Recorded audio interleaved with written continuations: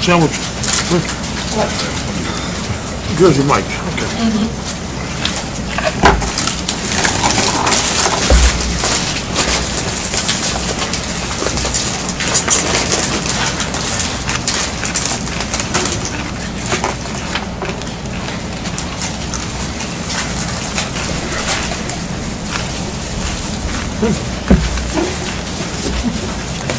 Go ahead.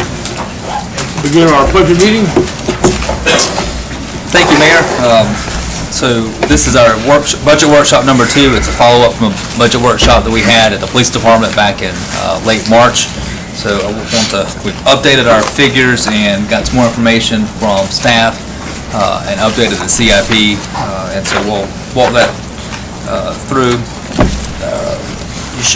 This presentation should be in tab 6 in your binders. So we've also, now that we had some more feedback from you from the last meeting, we've updated our department request and all the different line items. You should have the general fund budget in tab 7, the water and sewer budget in tab 8, and the stormwater budget in tab 9, and the new CIP draft for all 3 funds in tab 10.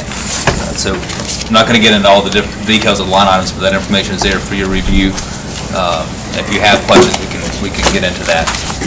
And just to recap, we wanted the budget to address your goals, and on the screen are your 6 main goals that you adopted last year at the retreat and reaffirmed this year at the retreat. It's economic development, growth, development, comprehensive land use plan, a financial plan, human capital, recreation, and safety.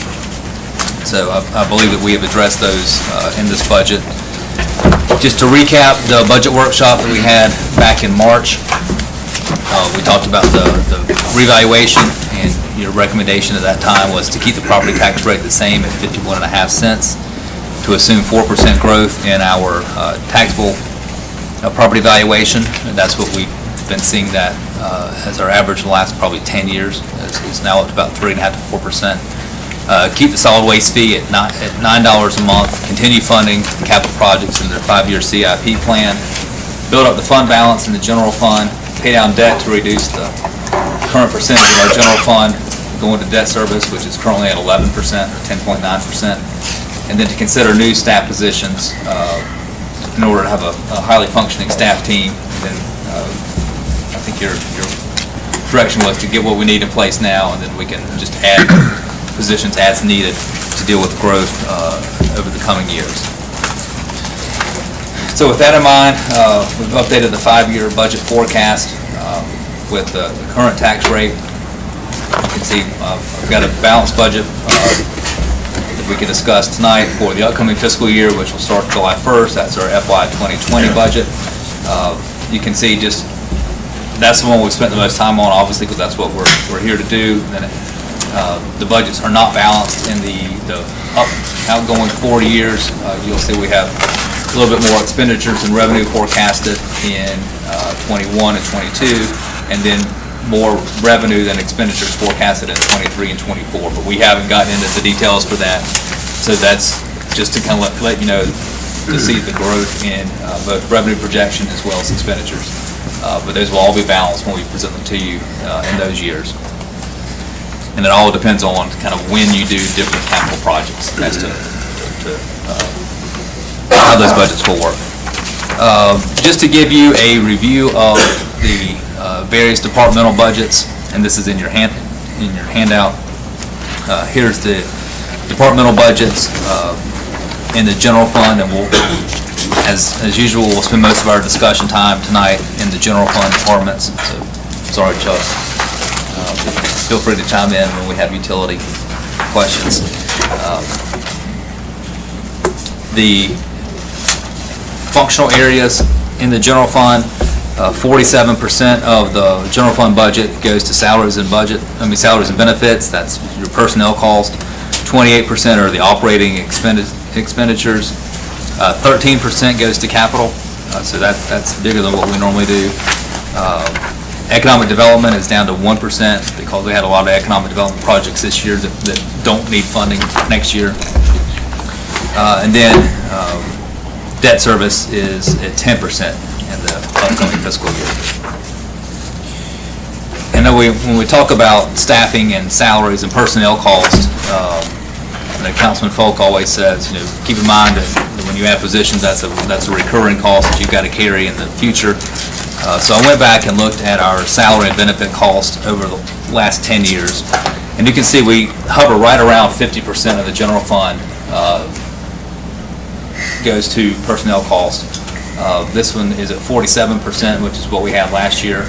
That's down from 54% that we've had in recent years. So, Adrian, that's because we pushed over some personnel costs to the water and sewer fund, correct? So we've cost allocated some admin staff, like my position, for example, is paid half out of the general fund, half out of the utility fund. There's several of us at City Hall for that. But yes, and so we've also increased the overall budget. So We raised taxes, which increases revenue. which increases your revenue, and that additional revenue went to capital projects. So a bigger percentage of the budget goes to capital than what went to personnel. But just let you see that even with recommending new positions in this upcoming budget, our personnel costs are in line with what they've been, or actually a little bit lower than what they've been the last several years. Speaking of capital improvements program,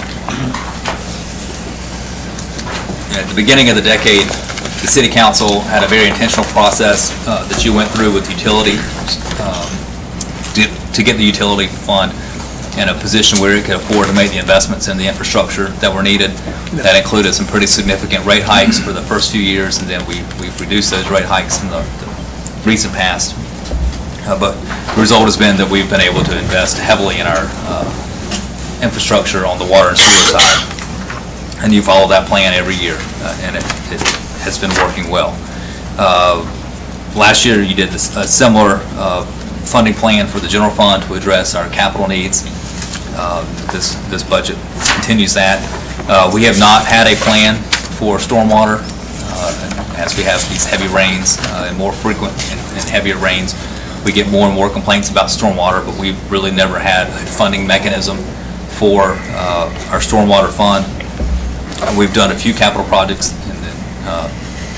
but one capital project eats up all the capital for that fund. But in the budget here that I'll go over with you, we do have a plan to address some of the stormwater projects and to put the stormwater fund on a healthier path. So looking at this is hard to see on the screen, but it's in this is the CIP for the general fund. This is in tab 10, I believe. And so here's a list of the projects that were in the CIP for the general fund. The ones that are in bold are new to this year. Some of them are new projects. Some of them are projects that were in the CIP that just didn't rank high enough last year to get into the 5-year program. But as you can see, we've got a total of $25 million worth of capital projects in current year's value. If we finance the ones that are to be financed over the next 5 years, or after, in some cases that are going to be longer term, it comes out to about $32 million worth of capital investment. So all of these projects are paid for in the budget this year, and they would be paid for in subsequent budgets. But as we discussed at our meeting last week, we will update the CIP every year because priorities change, projects change. But the main thing is we now have a plan to address these capital projects. Hey, back on that salary and benefits, Yes, sir. is that 47% including your recommendations? Yes, sir. Adrian, let me just stop here and ask you a question. When we voted to keep the property tax rate at 51.5, we did that based on the numbers that were shown at that time. So you're showing a 51.5-cent tax rate generating about $300,000 to $500,000 in revenue, but those numbers were off by almost $1 million. So we're really going to generate 1.5 to 1.7. And I would just say, with that in mind, I mean, since we voted with numbers that were not accurate, do we need to revisit that at all? Well, we'll get to that, to just, put a note to discuss that. Okay. So you haven't voted for anything yet. Y'all sort of went down the list of, are you generally supportive of this or not? Okay. So the only thing you'll vote on is you'll vote on the budget at a meeting in June. So everything is discussion until you vote on it. But that was the framework that we went with, and we had the whole conversation of, Councilman Gadd did a quick calculation at the meeting, and so we said, well, the number that I was presenting was low, the number that he was presenting was a lot higher. It's probably somewhere, probably closer to Doug's number. Whatever it is this what we want to go with? And the council generally said, yes, let's discuss that for budget purposes. So that's what I've used in here, and if you want to change that number, you can change that number. But it would change everything that we're doing. Okay, well, I mean, actually, Doug, I don't think anything was decided at the meeting. Doug came up with those numbers, and didn't you have a meeting after that with Michelle to verify that those numbers were correct or Yes, not and I'm correct? going to go over that, yes, sir. Okay. So this budget funds the general fund capital projects. It also funds the water and sewer capital projects, some of which we've been in the works for some time, and they're just now getting started. The South Belmont water tank and booster pump station, some of the plant upgrades. If you'll notice in the general fund projects as well as the utility fund projects, the projects that we've accomplished this year, I just took those out. We've already done them. They're in your original CIP from your March workshop. So in case you want to know where those projects went, if we've already accomplished them, I just went ahead and took them out of the spreadsheet. And this, Real quick, yes, sir. on that, and I don't mean to, the water main thing in phase one, hopefully, will be completed by the end of the year. So this fiscal year. Excellent. Hopefully. That'd be great. Then we can take it off this list. Yeah, we're gonna start those valves, May 2nd. Okay, great. And we can take that off this list. In the stormwater fund, here are the top 6 stormwater projects: Julia Avenue culvert replacement, a material storage facility, Myrtle Street drainage improvements, Watson Street, Crawford Pogue Street, Pratt Street drainage improvements, but that's in Adams Bluff, Lakeview Drive, and then Stowe Park drainage improvements. We currently don't have any funding to do any of those projects, so I'll talk about that in a little bit as a way to fund those. So you talked about the capital projects, and then you talked about building up our fund balance. So I apologize for this slide. This violates all your PowerPoint rules. It's real wordy, but I wanted to at least get this information to you in your packet so you can review it. We've got last year's audited figures that auditors presented to you, I think, at the January or February meeting. And our spendable fund balance was at 30.6% of the general fund. The spendable means undesignated. It's available to be spent. Your debt management policy says you don't want to go below 25%, and it needs to be at least 30% in order to draw it down if you needed to spend it on something. So we're at the end of in June of 2018, we were at just the bare minimum of having cash on hand to spend and not violate your policy. So the council said we want to build that up. If the goal is to get that spendable fund balance to 40% of the general fund, we need to have an additional $1.1 million added to the spendable fund balance. But again, just like the percentage of the total budget that goes to personnel, the percentage of the budget that would be spendable fund balance is going to change as the bottom line number of the budget changes. But generally speaking, we would need to add about $400,000 a year to the fund balance, or the spendable portion of the fund balance, in order to get to 40% fund balance in the next 5 years. And so in this budget, we are budgeting, probably for the first time, actually appropriating money to the fund balance in the amount of $400,000. So that, if we do that each year, that will get us to 40% spendable fund balance in the next 5 years. And so hopefully at the end of each fiscal year when we get audited, we brought in a little bit more revenue than we spent, and whatever that profit, if you will, or whatever that additional revenue goes into the fund balance. And as long as it's not designated, it would go toward that spendable fund balance, or undesignated fund balance. It used to be that we budgeted revenue, which is an appropriation from the fund balance to help balance the budget. So now we're doing the complete opposite of, we're actually budgeting money to put into our savings account. So in order for that to become 40%, you're bridging the gap of 2 million, but that's assuming we won't have any growth in expenditure then over the next 5 years. That's assuming that the growth in expenditure is covered by the growth in revenue, and that we're able to keep budgeting into the fund balance.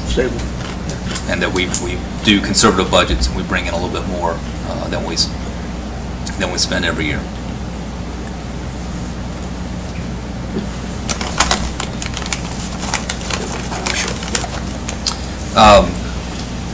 And then there was also a lot of talk at the retreat and at the first workshop on paying down debt. So I mentioned the debt management policy earlier. Your debt management policy says that we should not spend more than 12% of the general fund budget on debt service. And we are currently in the current fiscal year, we're at 10.9%, which is compliant, but it doesn't give us a whole lot of room to take on additional debt. In the upcoming budget, the percentage of the budget that goes toward debt service is down to 9.4%, because we're spending about $40,000 less on debt service, but also, again, the budget has increased, so the percentage goes down. And then I asked Michelle to look at our existing loans and what we have outstanding, and what our interest rates are, and which would be the best ones to pay down if we want to make some extra debt payments to get the debt reduced.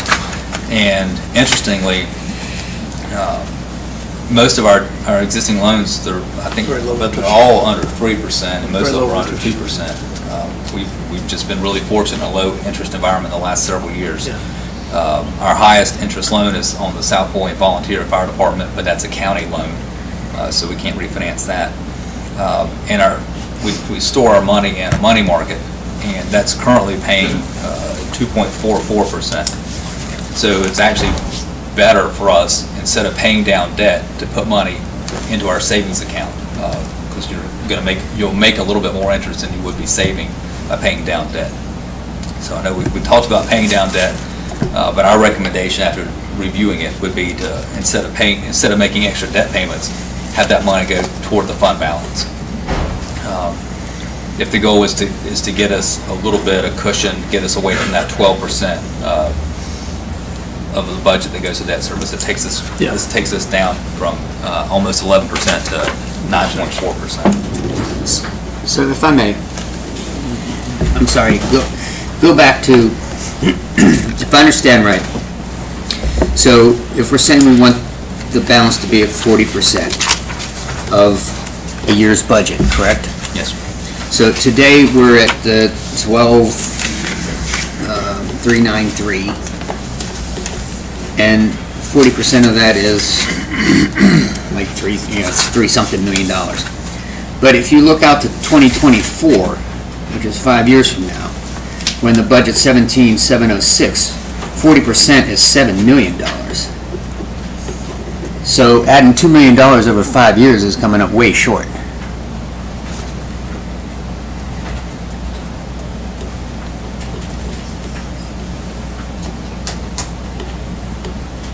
Yes, sir. So, yeah, we need, if 40% is our goal, then we need to do something significantly different than. It's about a $1.4 million difference. Right. So we are recommending budgeting $400,000 to put into the fund balance. I believe we put about $600,000 into the fund balance last year. So just our experience, and it was, each year we've been putting a couple $100,000. I have to go back and look at the audits. But we actually, without budgeting anything to go into the fund balance last year, we ended up, because we did so well last year, we put about $600,000 into the fund balance. So my assumption is that let's be intentional on the first $400,000, which gets us $2 million. Gotcha. We Plus, will we'll keep adding to it, Because if our, another you know, 5 million. assuming that we don't get into a Another bad recession 3 in the million. next 5 years, Yeah. then, Okay. and we still grow, Recession wouldn't matter, that's only sales tax. You already got the property values locked in, well, that's assuming that people stay in their houses and, you know. right? It's a different kind of economy when you're in government. Yeah. Well, we did suffer through the Great Recession, and Well, that's because they did reevaluations, but so. Well, that pool of money will be But there. anyway, so Doug, we should be able to cover that additional Okay. 1.4 million with just revenues that coming in higher than what we're budgeting. Well, remember, I want to be very conservative, and I'm up to 4%, but I don't want to go higher than that. Okay. So Adrian, things are a lot better because 3 years ago, you were balancing the budget with transferring money over. Yes, sir. And 2 years ago, you balanced the budget by your salary cost allocation to water and sewer. Yes, sir. So we're in a much better financial position than we were a couple years ago. So Adrian, if we go ahead and build up our fund balance, which I agree with, and I also understand what you're saying about our debt service because of the low interest rate, is the debt going to be rolling off at a suitable rate to give us room in our debt ceiling as well? I mean, are we going to be moving in the right direction in both those categories, increasing fund balance and giving us room in our debt ceiling? We will. And not, when Adrian and I talked also, just like the rates went up on the money market, the interest rates are going up on loans. So my payoff a loan for 1.67 million, use our cash, 1.67%, use our cash for that. And then be strapped on cash and have to go out for a loan for 3+%. Sure. That was our thing, was to build up the cash so we can take cash for this stuff instead of going out and paying 3% or more. The rates are just going to keep going up on the loans, just like it's going up on the money markets. And so this year, or the upcoming year, our debt payment will be slightly less than it was in the current year. Next year, it'll be about $100,000 less, and then you see as you get out, there's debt rolling off, so our debt service is significantly less. And then, are there any loans though that just is a lot of cash that we're paying out every month for? That we could pay off, that would just improve cash flow? Because you get the same result, you still get the extra cash going back into your account, but then it lowers your monthly kind of nut. yeah, most of our 6-month payments, and I don't know that any of them are terribly I can figure that, I know that. I mean, right now, cash flow is not a big worry. I mean, I see what you're Do saying. we have a policy on cash flow? No, because if you'll recall, well, not that I'm Should aware, adopt one. if you'll recall, we get our payments, half of our revenue comes from property taxes, which come in November, December, January. Okay. So if we were to try to cash flow things, we couldn't make payroll in July or August. So then it all works out because you take from the fund balance and you pay, because the fund balance is an accounting tool. We've got the cash in the money market that we use to pay our bills. Okay. And then we get our revenues from property taxes over. So the fund balance acts as the policy for the cash flow? Yes, it allows us to cash flow in the summer. And that's why In the the fund fall. balance is important. Yes. Yeah. I'm just talking about that. No, you're right. That makes sense. Good point. Just trying to tell myself a story in my Yes. head how all these things play. Yeah, and we get a monthly sales tax revenue from the county, but there's a couple months, I think it's about 3 months late, because of the time it takes to get to us. So that comes every month, and then, so there's certain things that come every month. But the big one is property taxes, and we only get that pretty much at the end of, November, December, January. The list of the positions that were recommended or that were requested by the departments is the same. That's in here under the general fund, and then I've got utility fund positions in here as well. And I did share this list with our operational efficiency consultant, and I talked to her about it last week. And she did think that these were justified, that these were needed, based on the workflow, based on the interviews that she's done so far with us. She had a couple suggestions with maybe reclassifying some of them or doing some creative things with them, but the need for the positions was there, and I'll share that information with you. Adrian, did she just conduct interviews, or did she go out with folks and look at what they were doing and watch them while they were doing it? Or was she just having people come in and tell them their needs or what they felt their needs were? I think for the most part it was just interviews here and then sometimes in the workplace. With no actual field work? Actually, here, she sat with our, I don't know if she did at the other departments, but she sat with our frontline people. When she was here. So it's only as efficient as the people who told her. Yeah, and then I think she's talked to the council as well. Yeah, so, and she'll be writing up that report on that. So, these are the same general fund positions we talked about at the last meeting, the same utility fund positions that we talked about at the last meeting. You'll notice that several of these have an asterisk with them in both funds, and that is because we don't have space for them. So they're budgeted for half a year when we get into the new building. So of course, even if you funded them for the full year, we don't have a place for them. And your 47% salaries to budget ratio, did that include any pay raises? Yes. And did you determine how much of the pay raise last year you used versus what was allocated? Yes. Give me a minute and I'll pull up what we did with the merit raises. So in the budget, we on salaries, we budgeted the same thing that we did last year, which was a 2% cost of living, and then up to 3% for merit raises. And I will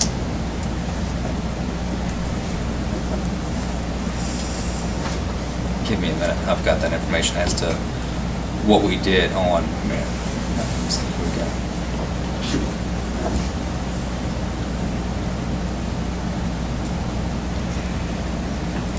But all that is included in that 47%.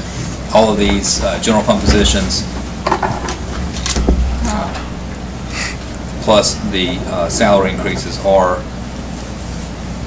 included in that 40%. So the way we did merit raises this year is supervisors evaluated their staff. You could, based on how you scored on your evaluation, you could get either a 0%, 1%, 2%, or 3% merit raise. And one employee got 0%, 10 got a 1%, 50 got a 2%, and 39 got a 3%. So the way that breaks down percentage-wise, 1% of our employees got nothing from the merit raise, 10% got a 1% merit raise, 50% got 2% merit raise, and 39% of the employees got 3%. So it's Sounds like a good distribution. so Councilman Polk had a concern that that maybe all the supervisors would just give everybody the maximum if you did take it serious. But I think this shows that we did as supervisors, we took this process serious on that.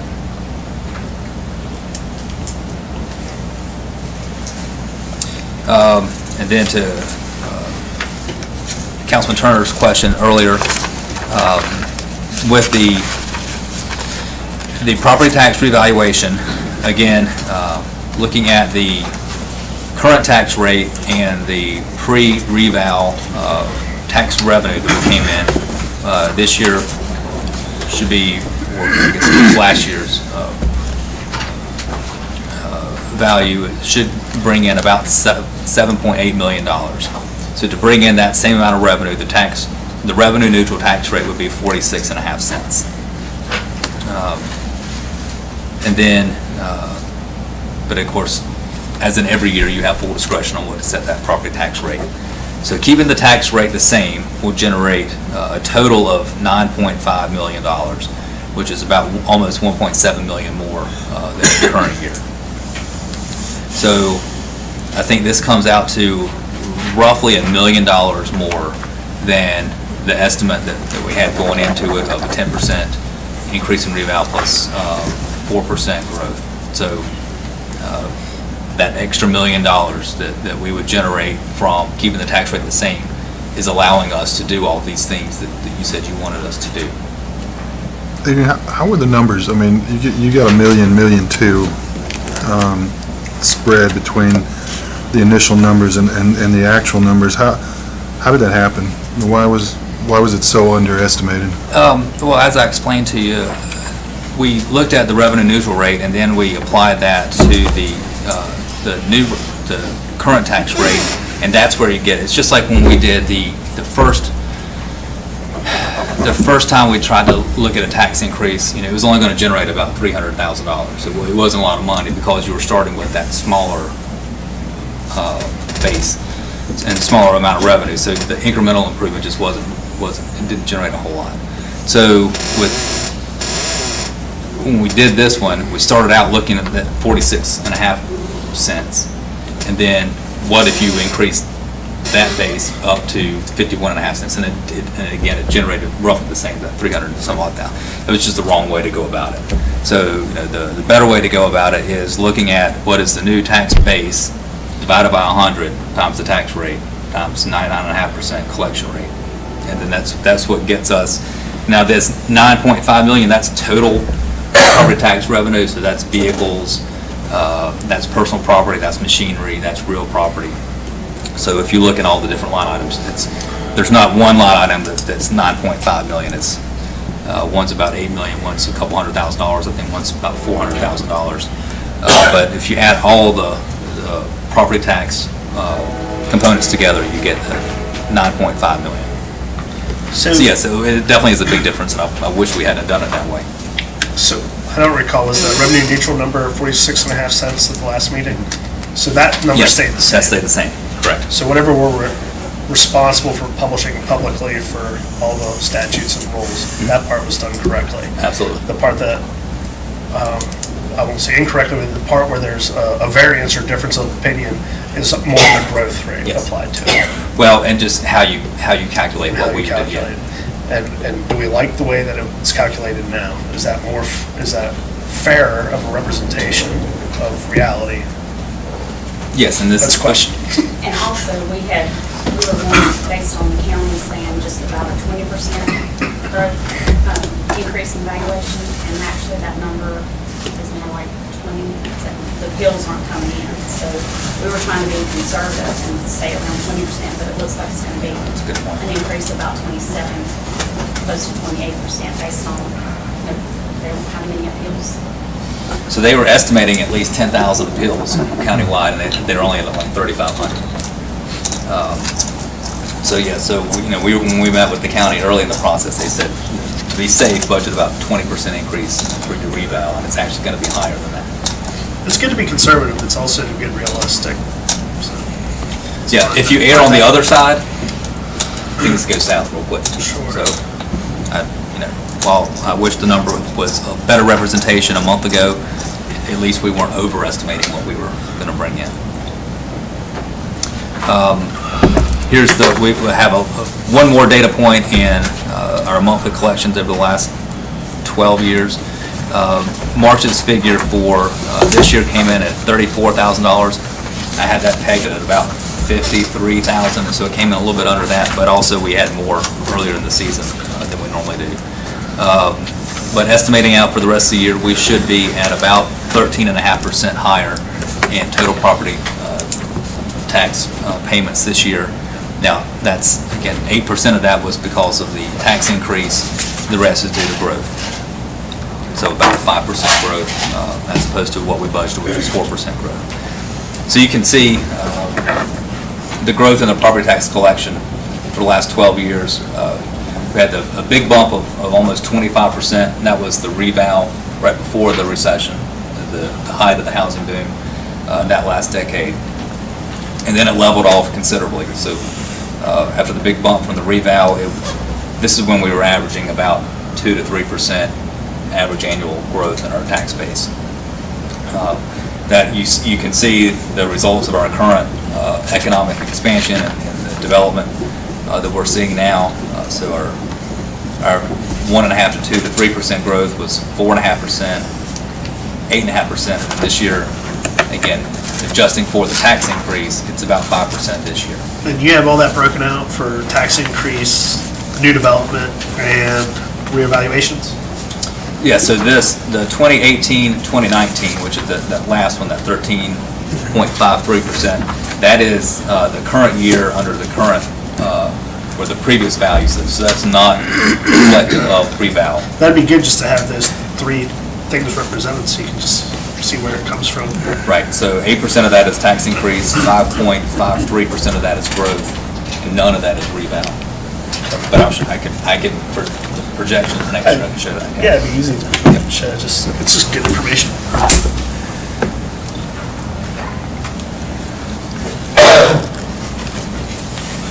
So my recommendation for the budget is to keep the property tax rate the same, 51.5 cents. And then I talked about the stormwater fees. So if we keep our stormwater fee at $3 a month for residential units and a $3 equivalent for non-residential development, we're basically paying for 2 staff positions, the street sweeper, and to keep it operational and to basically fix stormwater problems, right, or cleaning off the catch basins and doing sort of emergency stuff, but not doing any kind of proactive, not doing any capital projects. There's, I don't know, $20,000 or $30,000, I think, in stormwater capital, and that's just to do real small projects.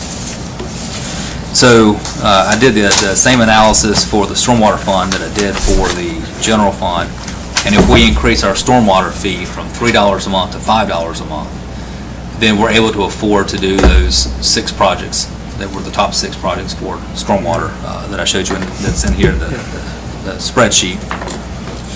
But recognizing that our residents and our taxpayers, if we keep the tax rate the same and their values went up, good for them, their biggest investment increased in value, but they are going to have to pay for that in additional taxes. Didn't want to hit them with additional fees as well as maybe a higher tax bill. So I'm actually recommending that we reduce the solid waste fee from $9 a month to $7 a month to make up for that $2 increase in stormwater. Both of those fees come on your water bill, so it won't affect the bottom line of your bill. It's just where we put that money. We put it into the stormwater versus the general fund. The reason for the solid waste fee was to get solid waste to pay for itself, but this will put it at about 50% taxes and 50% fee. Right now, it's at 63% fee, so 36% taxes. Well, I see what you're saying there, but is that just sleight of hand to some extent? Because we're going to continue to go up on that solid waste fee over time, aren't we, until we get full recovery? So it depends on what the council wants to do. So that's what the plan was, which would take us to about a $14.50 to $15 a month solid waste fee. And so what we decided at the previous budget workshop was to stop increasing the solid waste fee and instead rely on the tax rate to provide that revenue. So, you can call it what you will, but we need to get, so what we could do is to make all 3 funds fully flush with money. You would increase your solid waste fee so that you get more revenue in the general fund, increase your stormwater fee so that you can afford to do the drainage projects, and you continue our program on the utility side. But I felt, given everything that's going on, we finally have the general fund in a good position like we did the utility fund. Our weakest fund is the stormwater, so I want to increase that without having a noticeable hit to people. if we want to be more aggressive in stormwater, we'll need to increase that in the future. Let me ask you a question, as far as the different fees. I know we have the enterprise fund, I know we have a general fund, and in addition, as part of that, we've also line item solid waste, which could be part of general if you wanted it to be. Yes. And we also line item stormwater, which would be part of general if you wanted to be. So those fees kind of can go back and forth, but we've decided as a council that we're going to kind of stick them in different pockets. Is that right? Well, almost. So we're actually running stormwater as a utility, as an enterprise fund. Right. So it needs to be self-sufficient. But do you have to do that? I don't know that you have to.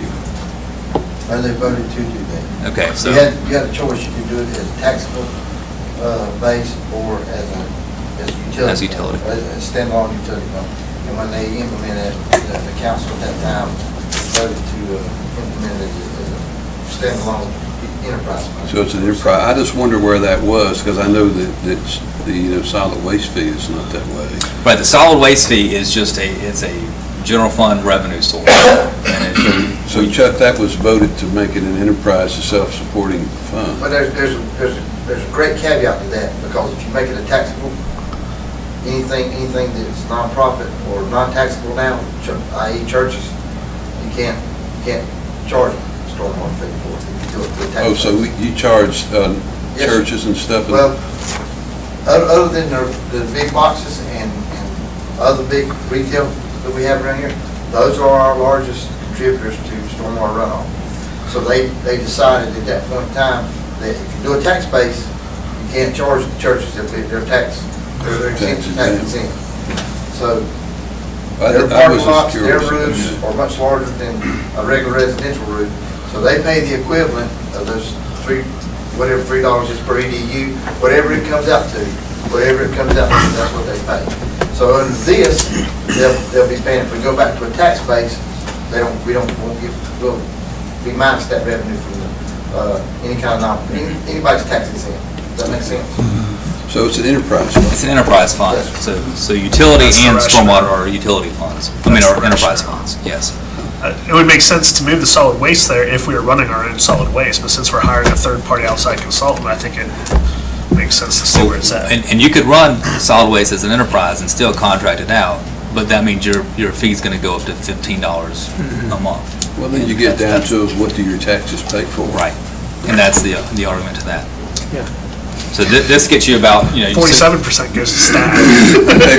It pays Adrian's salary. a very small portion. I'm kidding.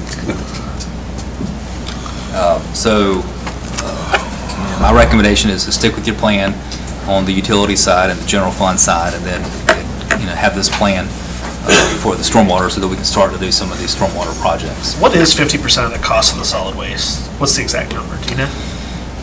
I think overall, I do have that. Well, I don't, I mean, to me, if we're... It's about 14 and a half, it's about $14 a month, So it'd be so it'd be like 7. So I guess my thought is if we're not going after 100% cost recovery, then let's do 50% cost recovery and then just attach that 50% number. And then if the cost of the garbage goes up from 14 to 16, then you take it up from 7 to 8. And you just kind of use that as your formula going forward. So it kind of guides future councils on, some good thought that's going into it today. The only thing about fee structures, it hurts the bottom, lower end person who has a smaller house. It's a higher percentage of increase. So that's the only problem I have with your fee structure. It hurts that person that has the lower valued house. Because they're paying a bigger percent than they would pay if they paid 1% tax increase. They'd be better off with a 1% tax increase sometime. If you think about it, I guess the conversation is, do you want 50% cost recovery, or do you want to have the discussion every year about if it should be $7 or $6? I'd rather leave it alone and let part of the general fund take care of it. Right, so the plan that you stuck with, or that you created 2 years ago, was going to take us from 0% cost recovery in solid waste to 100% cost recovery in solid waste within 5 years. So we went from $0 fee to $2 to $5 to a $9, then it would have been a $12 fee in the upcoming budget. Since we did better than what we estimated in with reval, at the first meeting, he said, well, let's don't make that next increase of $3 to $12, let's keep it at $9.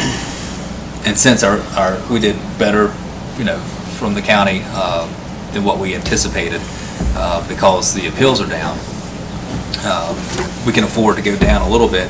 And this puts us at 50%, so the cost of solid waste is covered half by your taxes and half by this fee. And if that's what the council wants to do going forward, then yeah, then it's just, if you look at it each year and we get from Waste Pro or whatever provider we go with, we could say, whatever that monthly fee is going to be that we're charged, half of that will be our solid waste fee. And I believe Gastonia did that last year. They adopted sort of a policy that 50% of the cost of solid waste is going to be paid by the taxes, 50% is going to be paid by the user fee. So that seems to make sense to me. Adrian, I wanted to ask you, just looking at what you put up here, general fund departmental budget, on the attorney side, is that up? I mean, it's close to 600,000. Is that 2019, 2020, general fund departmental budget. I was just looking, that caught my No, eye. sir, that's a different shade of gray. So the attorney is 100,457. That is a different shade, okay. It's kind of at 1 o'clock. Okay, sorry. No, it's tough. There's only so many shades they give you. Well, that might be my eyes. I What just you were didn't looking catch at that. is Okay. actually recreation. Yeah, it prints different. Okay, yeah, it looks different, okay. We were real generous to parks this year. That's dramatic. It was tough here, though. Yeah, he put in a lot of time this year, that's for sure. All right, that's just a follow-up. When you're saying stick with our plan and you're talking about personnel, are you recommending all these positions be approved? Are you staggering them or putting them in over time, or are you suggesting we do them all? Some of them are halfway through the year. Yeah, I'm recommending that we approve, or that you approve these positions, these additional positions in the upcoming budget. And some of these will be funded for the full year and some will be funded for half a year. What do you estimate the money going to the fund balance if you do all that? $400,000. So we've included, in the budget, we've included these new positions, salary increase, the same thing that we did this year, plus the $400,000 to the fund balance, plus money for the capital projects that you So want. that additional funds that you think you're going to get, you've adjusted the budget to eat up some of that? Yes, yes, sir. So how much of that did you up the budget? Do you know right offhand? Not offhand. And most of it's salaries, right? Salaries and the capital projects. So we were also, going back to the discussion about debt, as you'll recall, for the past many years, we adopt the budget, and then shortly thereafter, we ask you to approve funding for a loan for general fund vehicles and equipment. And we've been $400,000, $450,000. We've borrowed that. So in this budget, we're paying cash for that. So we're not, we've got $406,000 set aside for cash purchases for vehicles and equipment. Good. Those are what we call the non-CIP items that don't cost enough to make it into the CIP project. Very good. Under the other numbers you had before it was adjusted, how much was going over the fund balance off those numbers? Well, we certainly didn't budget anything for it, and it was a couple $100,000 a year. So I met with Buck about 5.5 years ago, and he gave me a binder, and in that binder it shows their expenses as a percent of the budget. And at that time, I looked back at it, he was like targeting a number that it wouldn't go above.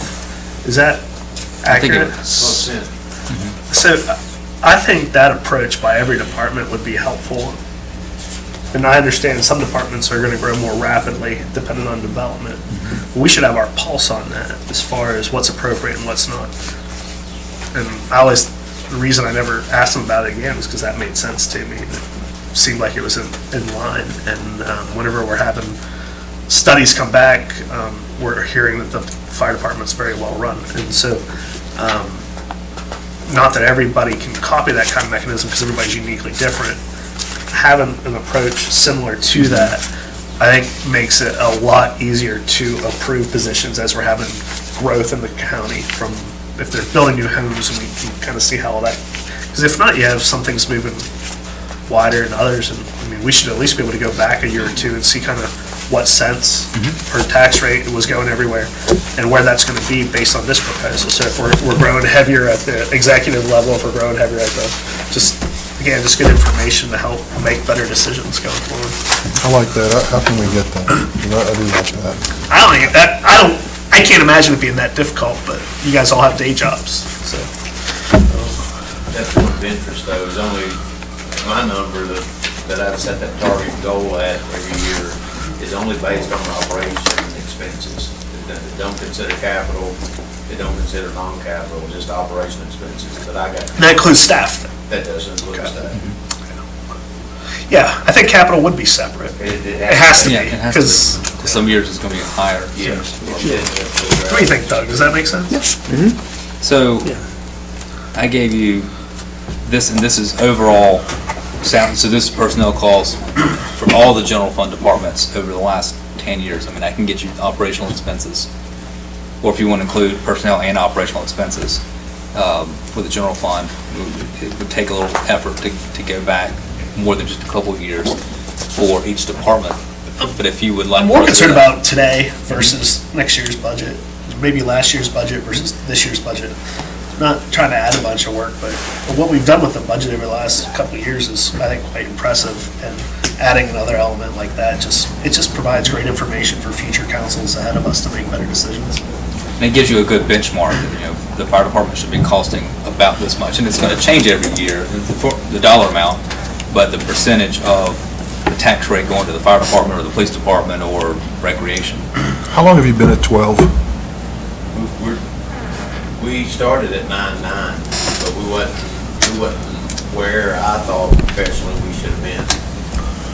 The 9.9 was like we had 6 positions. And from 6 to 19, we're at about 12 now. So you went from 6 positions to 19, Yes, and you only went up to 12 cents? Wow, I think that's correct. that's I hope I good. didn't misspeak just now, because I don't have that data, but, that, I'm trying to go back to 2000. Maybe there was 9 positions. So you almost tripled in personnel, but you only went up 2.5 Let's say we cents. doubled, because 2000 is when I would have started doing it. Okay.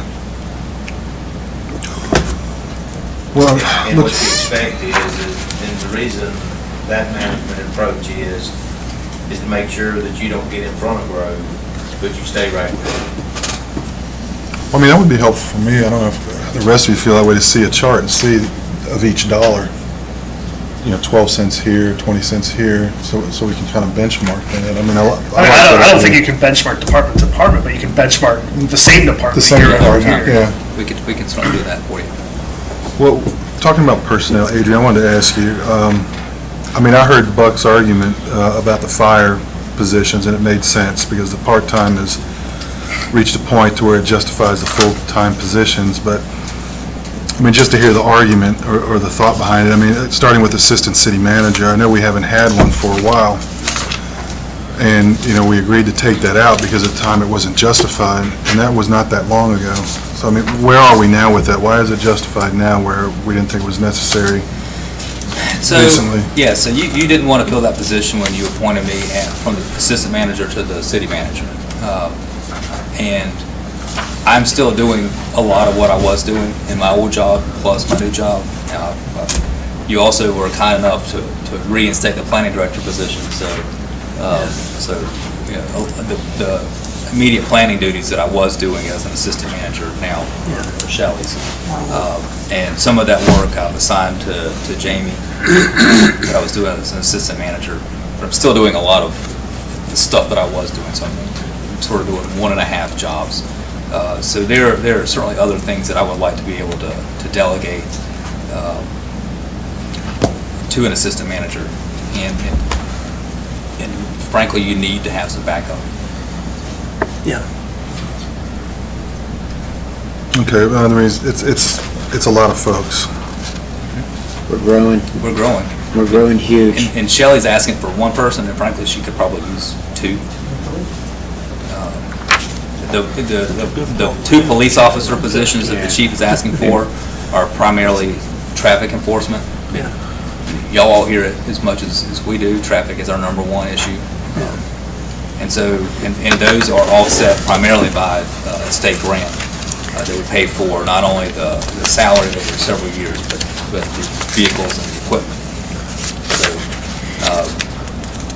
by the time we would be fully funding those 2 positions, when we wean ourselves off the state grant and it's all city money, and we would definitely need to have 2 more people in Okay, police so they're- traffic enforcement. So they're going to be funding those 2 positions and the equipment, you're saying? Yes, so Officers and that's, equipment? Yes, sir. They, for the first year, they outfit the officer from head to toe and buy the cars, fully equip the cars, everything. And so our investment, I think, still was the first, like 15% of that. So we get all the equipment the first year, and that's paid for. And then we have the 2 officers for less than what it would cost 1 officer. And then that trickles down to the third year. But yes, they buy all the equipment up front and everything. We pay the portion of 15% of everything. Okay. I think the first year, it was like a projection of $250-some thousand with all the equipment, the officer, everything. We were going to pay $33,000. All right, David, and I'm just going to ask you, 3 street park maintenance positions, and I know you got a couple of folks a couple years back, and I thought we were good at that time for a while, but these are needed, necessary positions, and, you know, I hate to ask you all this, but I mean, I have to provide some oversight, and that's why I'll ask these questions. Well, right now, totally, public works maintenance technician, we totally for streets and parks, only have 8 employees. That's all I got. Got 10 parks. So 10 parks. Right now, I'm assigning 3 of these guys just to maintain the parks. And that's a lot of parks for these 3 guys to maintain. But also we'd be short-handed out in the streets. With the work that we're having to do downtown Belmont and the River District now, I am completely short-handed with my street department. I just don't have the staff to get out there in these other neighborhoods to do upgrading of the street signs and things that we need to do, So, street maintenance. What's your manpower? Your total manpower? 8? 8. And I'm using them, they all have the same title, but basically we split them up to do different duties. A lot of them right now are going into the parks. Yeah. You know, we've added 3 new parks just in the last couple of years. You know, we've added Gaines, we've added Loft, and so we've added Rocky Branch. So it's just tiring the guys out. What kind of improvement do you think we're going to see from the parks with the addition of people? Well, you'll see a lot of improvement in the maintenance alone, the appearance of the parks, and the quality of work. I mean, we need to get in there. We don't have the staff to go in there and pick up limbs, and trim the trees, and all the overgrowth that's hanging down. There's a lot of work to do just in the park. But there's more work to do out in the field for the streets side of it. I mean, we just got to get back out onto the streets. Once we get the new sign shop in, then we have a program in place that we are anticipating to do, get back into the upgrading our street signs. They won't be the decorative signs that you see that we've been doing in the last year and a half with the decorative. We're not going to put those kind of street signs out in these other neighborhoods, obviously for that, but we need to upgrade our current street signs in all of our neighborhoods. You ride around in any neighborhood, you take South Fork, You take Adams Bluff, look at those signs, they're awful. I think when we do that, we should reach out to the homeowners associations and see if they want to do a matching program to improve it. Just You can do that. keep that in that's a good your idea. mind. Yeah, but anyway, so we need to get the staff back out into the neighborhoods, into the streets, upgrading our sidewalks. A lot of maintenance in our towns we do, we just don't have the staff and the time to do it. Where you allocate it. So that's why we're requesting those, Richard. So I got a couple questions. On the salary sheet here. Yes. So you've got assistant city manager budgeted for half a year in the new building with a salary of $36,378. So does that mean Double. a full year would be 73? Yes, sir. Okay, then you have associate planner, same thing. Does that mean their salary would be 120,000?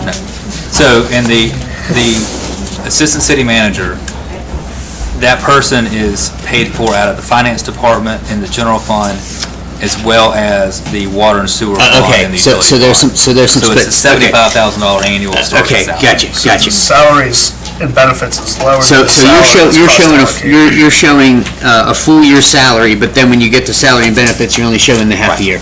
Okay, so my question is this. Given that we're projecting kind of 4% growth, at least in revenue, and probably population pretty close to that, right? Last year, for instance, our average salary increase was 4.3%. So if our growth is 4 and we average 4.3, that ratio of 47% is going to be climbing up if we continue to do increases greater than what our revenue growth is. But how long will these 2 police officers last until we need another one? And how long will these 3 firefighters last till we need another one? And then same thing with if we're sitting here and saying this staffing is going to be kind of good for us for another 3 years, then we're planning for the future and for some future growth, and I think that's a solid plan. But if it's, well, this is just for this year, and next year we'll come back with the same list, that could potentially be a problem. So I'd be curious to know, certainly assistant manager is a one-time deal. Associate planner, potentially we may need more planners. Police officers, I would assume at some point we will need more, but how long will these 2 last? How long are you thinking these 2 police officers will last before you'll come back to council again and say, I need more? That's very hard to project. And what do you base it on? What's the metric that you use to say it's time to add another police officer? And I think this is where Ryan was getting to. What's driving the We've need? got to have metrics that say it's mathematically time to add an officer, so it's black and white for council to say, yep, we agree. And probably we wouldn't have the issues we do if I could project that. Because I don't know what the crime is going to look like. I don't know what crime rate's going to, I don't know if we have a light rail moving, how much more population that's going to bring. All those things are projected by our population and what that brings with it. Do we have more college campus built on? There's a lot of factors in there that I can't really answer. It's projected on a lot of things. I mean, as we grow, obviously, we need to cover those services. If there's additional schools, will we need an additional school resource officer? Those are things I can't project. That's out of my control projection with the growth. Right. I mean, that's, this right here helps us with our biggest issue. We're getting ready to we already have a lot of traffic issues that ties up, time, and that's just, natural. But when we start all these road projects, we're really gonna have a lot of traffic that's gonna need attention specifically by traffic people. So, right now, that's my bigger issue. Do I think that those 2 officers, if everything kind of remains status quo somewhat, we will be okay for a couple of years. But that's going to depend on, what the traffic does when we start shutting down 85 and 74 and 2 bridges being, I don't know what that looks like. No, that's probably not the answer as a council, but I'm going to. Chief, let me ask you a question. I've got a vague memory, and I may be off base here, but I remember a discussion at some time regarding, I think it was the ISO rating for Belmont, and there was a matrix that linked it to the firehouse being so far from the city limits or something like that, and we needed a new truck, or we might need more fire protection. I mean, does that matrix work for you in telling you, driving, how many firemen we might It need? does, under that metrics it does. Then there's another one that you'll hear from the consultant, that I provided her, because she wanted to know what we ran the department to. There's two standards out there, fully paid and a volunteer part-time like we are.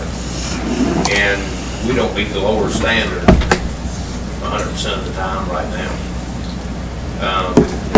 You know, just to reference, these 3 firefighters, these add nothing. They add nothing.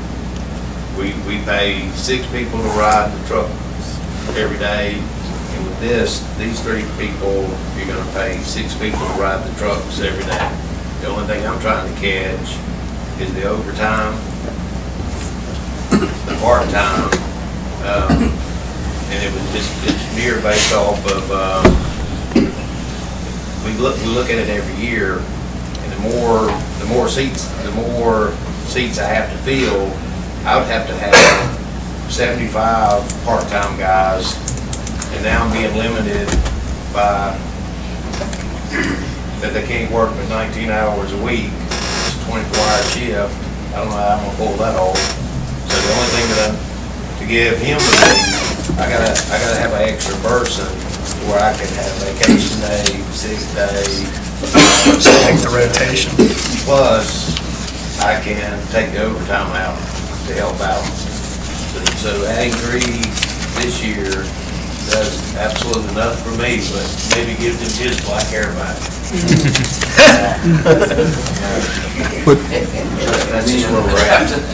We should, for our population right now, for a working incident, we should put 12 people on the scene. And we put 6, and then it's up to me to put the other 6 as part-time staff. If we look at the lowest thing I can go, but you gotta be realistic. I mean, we do a heck of a job. I mean, I think my loss rate last year was 1.9. Pretty good. You know, so we do a great job with what we got. There is standards out there, but you just have to be careful trying to use them, because it's not realistic for, you can't be there right now. I mean, I'd love to be there, but, and we've moved, I mean, since 2000, where when I've had my hand in it, I think the city's done a wonderful job, even to go through that slow period of, you know, that 5 through 8 or 10 or something like, whatever that was, we still grew. You know, I think we did good. But our next staffing, our next major staffing will be when we decide that North Belmont will place a station up there. And that'll be our next time that we, so the Oaks Parkway ought to drive that, the Acme property ought to drive that.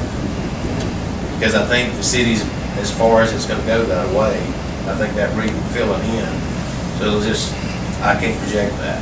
We've had that station in our site since 2001, knowing that there's city limits up there, and we can go 5 miles and we're at 4.9. But now, what we're doing now is filling in, which is good. So, what I guess what I'm hearing from you, from their question, was there any way that we could project out? There are matrices out there which you can use, but you kind of have to stay away from them because they're variables locally that factor into that, so. Yeah, on the fire department side, I would say that's 100% correct.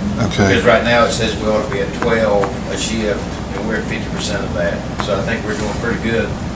You know, that I mean, I'd be a heck of a chief if I had 12 guys per day. You know, I'd probably not do anything. All right.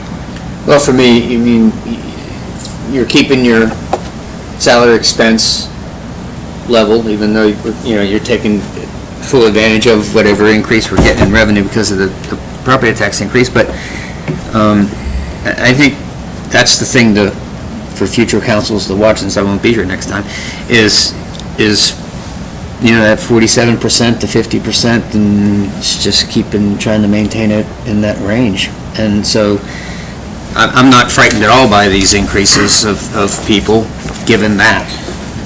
So I think Doug's point of view, and mine too, is you keep your salary expense in relationship to your growth of revenue expense, revenue stream. Is that what you're thinking? Yeah. And you don't let it get out of kilter. So these positions here, Adrian, is this a plug in the dam, or is this planning for the future? This is addressing current needs, but needs that we've had for a while. But it's positions that But will help. it's positioning us to take advantage of the increased workload that we've had. So it's just not sticking the finger in the dike. No. So we should see improvement. Yes. I mean, yeah, so you'll see, you should notice in the parks and the streets by having new staff to do that.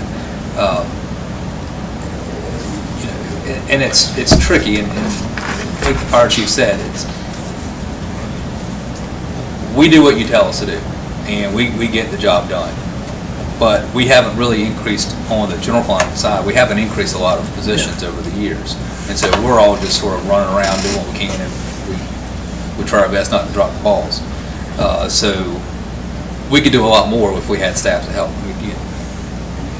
I don't know how Shelley, well, I know how Shelley does what she does. She stays here all the time, and I have to get on to her about staying too late. So, if we had more help with what we do, then we could accomplish more. So I'm satisfied with this listing. This gets us to where we need to be, and then if our growth is a little bit faster than what we're anticipating, we're going to come back to you, and we're going to need more police and fire flexibility. and utility workers and street maintenance people. We're not, I don't see that we're going to need to be adding a lot of executive type of So overhead positions. you mentioned that perhaps we could even use two more, instead of one planner, one additional planner, two planners. In the whole scheme of things, that salary across our whole budget takes that 47% to probably 48%.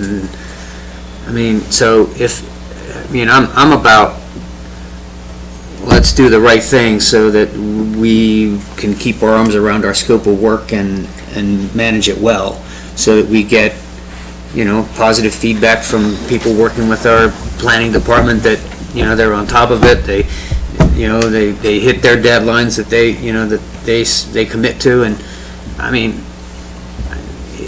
if we need to, I'm not afraid to say, let's add two. Do we have any place to put them now? It would be when we move into the new building. Yes, we built in flexibility in the new building. We don't have anywhere to put them currently. All right, Although I'm sure Shelley would make room for I'm okay with all the positions. It sounds like we're not in a position to come up with metrics that can help us drive these decisions, except for that 47%. And so I think we need to look at that, and if our revenues grow, it gives you the room to hire people. And if our people are growing faster than our revenues are, I think that tells us that we're not growing correctly as a city, and that we need to revisit those type of decisions. And so as long as we kind of keep that metric in check, that's good enough for me.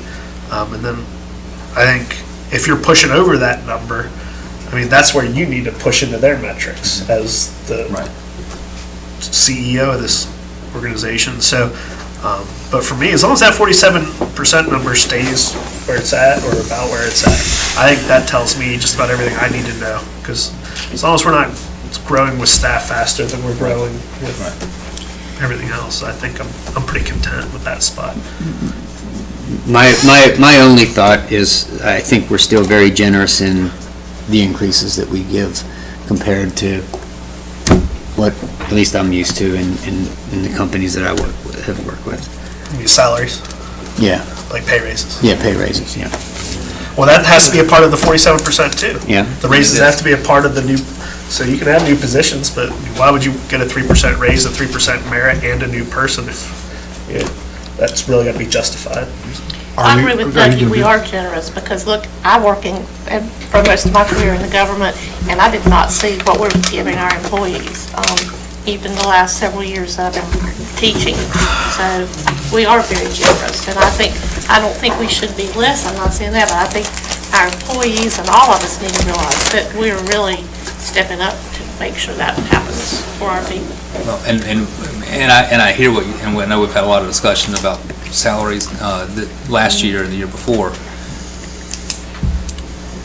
But if we don't keep up with our competitors, we're going to lose people, and we don't want to go backwards. And see, the only way to keep your salaries going up is to give that 3% to keep the scale going up. Otherwise, the scale becomes dormant. Right. And you're stuck right here, and then somebody who's worked 5 years, somebody who comes in the first year makes as much money as they do.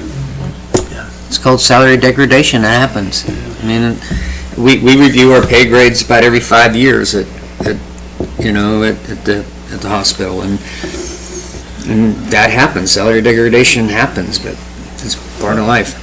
Prime example is with the police department, when we were losing people, we made a decision to be competitive. That sure has helped us an awful lot. You know, the biggest expense of any business is salaries. Always is. Always is. But you get what you pay for. Adrian, is this realistic, this 47%? I mean, I know it's a fine goal, but I mean, is it practical? Can it be done? Looking back historically, You can pick the number, that's the one you gave me. yeah. It's Stick just, to it. it's what we are now, and what we were last year. But you see, it's ranged anywhere from 47 to 56%.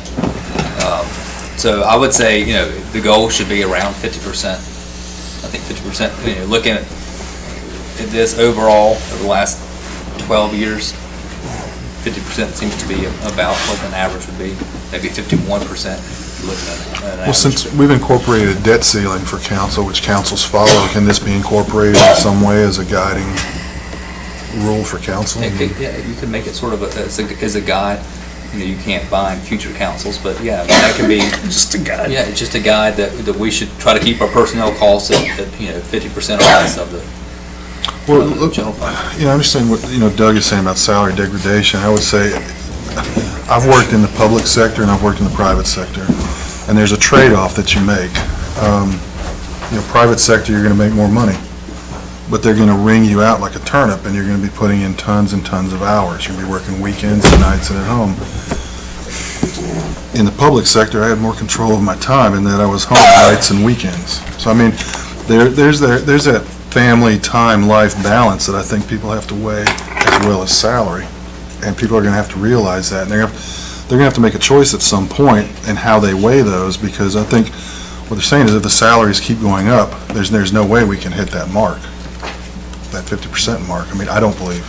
And I think that's true for our hourly employees that we keep and we don't want to pay overtime for. But for your salaried employees, I can assure you, they're working nights and weekends. Yeah, they are. Yeah, I mean, We're yeah. very blessed with the staff that we have. We're very, very blessed. The people work their butts off, but.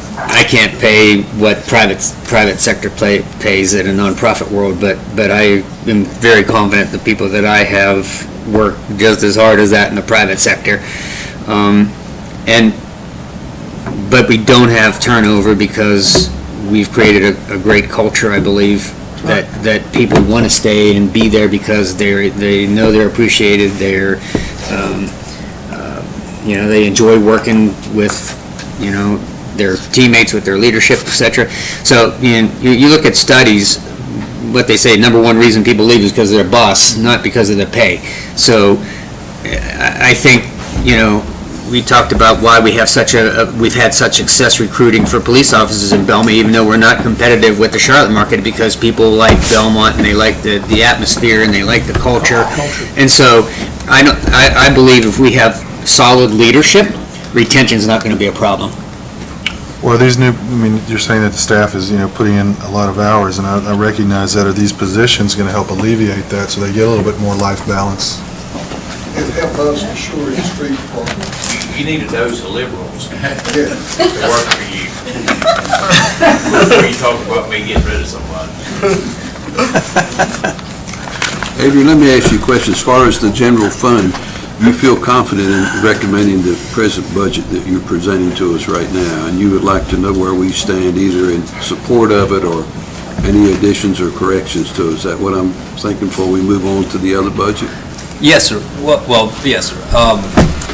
Because we're running up to May this week, so if you want to make major changes to the budget, I'd like to know that tonight, because we traditionally schedule the public hearing on the budget at the June council meeting.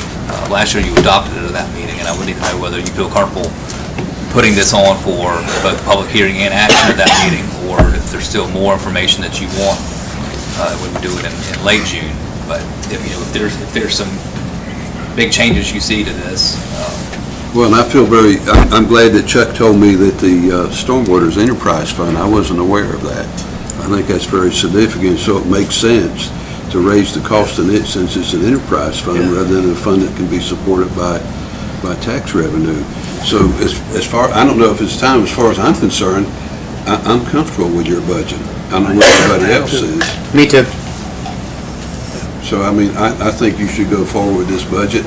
I don't like fees, but I mean, I understand about the enterprise fund. And Ryan, you lived in Adams Bluff. What'd y'all do down there with all this stormwater? I just built houses like I mean, every time you look around, it's Adams Whenever I Bluff. made my grass, glass bottles would come out of the soil. So take that for what it's worth. But anyhow, so I'm comfortable. I'm comfortable in saying go forward with this budget. And I think maybe others should express their opinion so that we can move on to the water and sewer budget. I'm fine with it. I think my only concern is that it's not brought up tonight, is that we don't talk about going back, lowering the tax rate, because I think looking ahead and Parks and Rec Center and that kind of thing, we need to stay where we are and hope that all of these increases, property tax and everything, will help fund that kind of project. That's why I support your budget. And I think it's important to correlate that to the citizens too, that we have the decisions that we make that are going to eventually benefit everybody down the road. That's important. As long as these positions are all justified, I'm fine with them, as long as we do make a point to pay down our debt when we can and put some in reserve. I mean, those are some of my major goals, so as long as we can do that and stick to the spirit of what we've put out here, then I'd like for the mayor to poll each one of us so we can get this, move on to the next thing. I'm in favor of it. I am. I am. I'll support the budget. I'm supportive of it as is. I had mentioned at the retreat and also at the last budget meeting, putting money in the budget for the building going in on the DOT parking lot. And I have not heard any objections from anybody, so I will continue to ring that bell.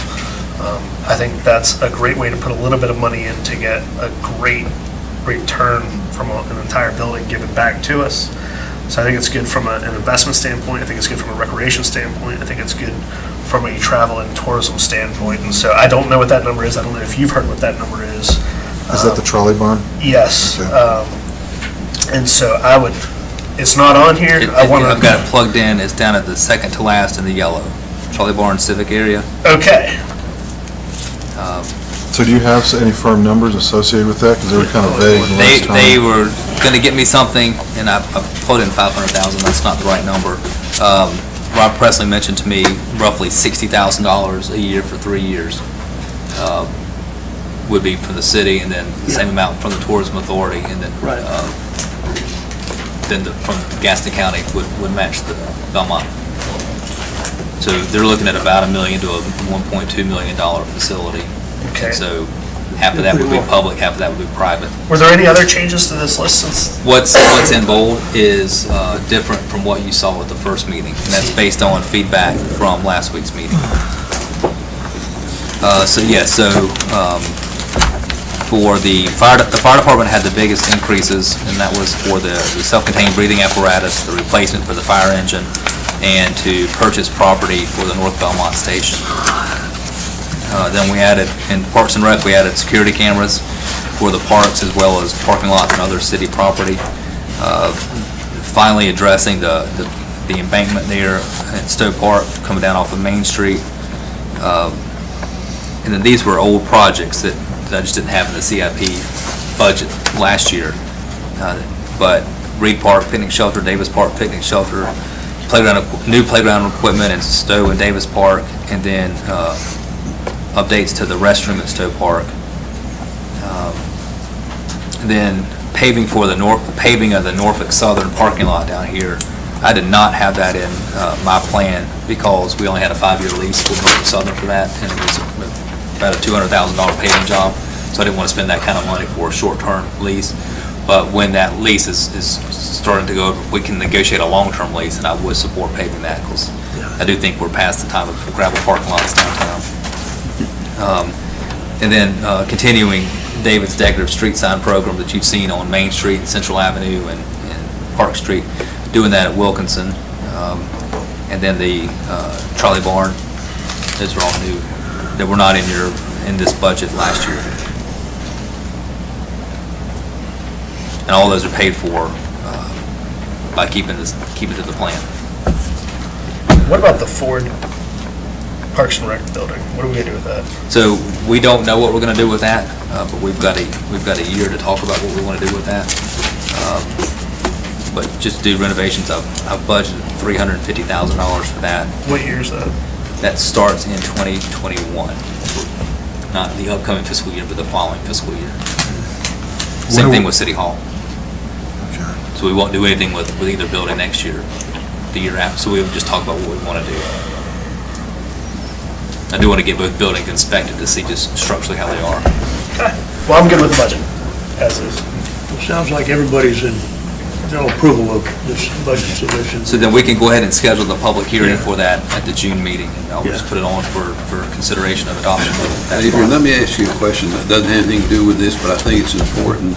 We talked last time, Brian, you were at that meeting, that we need to move ahead with finding land in North Belmont for the fire department. Yes. Yes. Yeah, I think that's in here. That's in there. It's got funded for not the upcoming year, but the following year, the Do you think 2021 that's year. something that we need to move forward with quicker? I mean, if the land is What do you available. think? I would think we should approach Abby and see if they'll let us put stakes in the ground. But I separated that out to where we talk about it. If we would get stuck with everything getting gone, or, so it's twofold. One, talk to the Abby. Two, talk to the developers. So we could use a year doing that, as he's got it listed, and then if we don't get something, So it's a year of actively working on it. Right. I think we could do that. And if we come to an agreement with somebody, we could always, I mean, you've got money in the fund balance we could pull, or we could amend the budget to it. Right. Buck, you talking about on Abbey property, Yes, sir. as you go in? I think our prime area again would be somewhere from the water tower back this way. Yeah, Because I may be missing what I think the city's gonna do, but I don't see the city growing up Hickory Grove Road. So you'd want that station location to where it runs. It's not sitting out on the edge, it's sitting back in, and then it runs out 2.5 or a mile and a half and runs back in this way. So yes, the Abbey would be, they have a lot of property in there. Oaks have a lot of property in there. And then this developer that we're working at now has. what about the area where the theater was and that couple of buildings that are old buildings right there? Would that be big enough to put a Yes. station? And Jamie looked at that at the last meeting, and you said we were on, You were on 3/4 acre. 0.76 of an acre, so he would leave me less than an acre. To me, that would be the perfect location for it. Hey, extra land's good though in government. We can always use it to store something else. I don't want no neighbors. That's a personal preference. I'll play good with others. No, I'm not talking about that, but just like another building to store stuff, it was always helpful, especially in different locations, so parks guys don't have to drive the whole way back here and stuff. I think our point for that is to make sure we don't have police presence up there, so whatever we do up there, it ought to have enough area in it, for that. Yeah, for that use at the same time. Be a good idea. Makes sense. That's what I would target personally. All right. And that was all I have slides for. If you, the utility fund, if you want to go through that, it's really, the main, yes, sir. I got one correction for this book. Yes, sir. In the CIP for the water sewer bill. The first thing that's gonna have to sell like water and sewer equipment supply, that, the 394,000 is the number, so if you take 100, you can look down in the, that ain't orange, whatever color, tangerine, it says 191 down there, that number can come off. Instead of your total being 23,921,500, it's gonna be 23,735. So I can get rid of WW 2013-26. Yes, sir. Well, either that or put 197 in, W 2013-20, and then put another 197 in, 26. That's a new way to spell Charlotte. What? But, well, yeah, you get with me on that, but, Okay. so the main thing in the, Get with me too. the utility fund side, the operational budget and the personnel budget are set. We talked about some of the personnel recommendations in the utility fund side. The big thing with utility fund is thanks to a lot of the work that Jerry and Chuck in particular, but also a lot of other people have done, preparing us to get some of these capital projects done on the utility side. We've got more projects programmed next year than what we'll have fees coming in to cover, but we have been collecting fees throughout the years to do these projects, and now we're in a position where we can do these projects. So, assuming that we have the staff capacity to get these projects done, I'm recommending that we pull up to $3 million out of our capital reserve in the utility fund to pay for them. That's money that was set aside to put toward these capital projects. We have the money, and still leaves us plenty of money in our capital reserve for the future.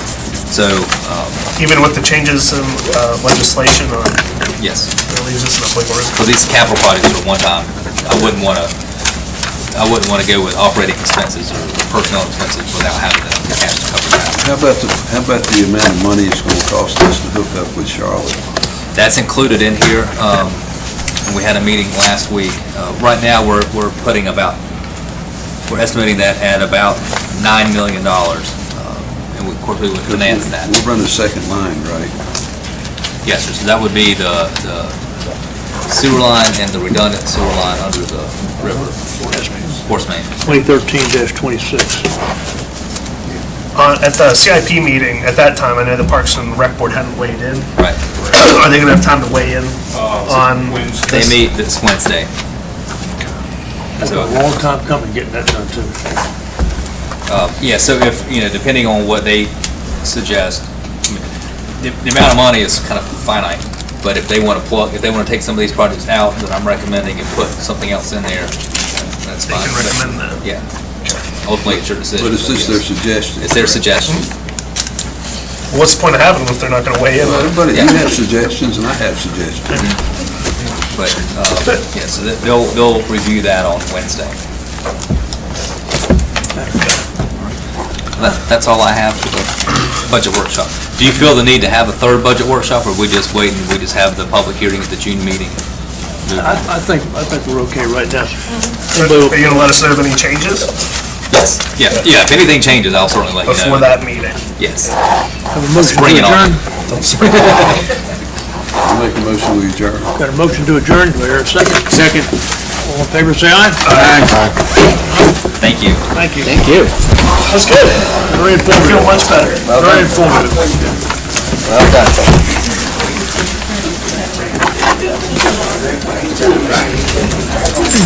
Another sandwich? I have to show you something.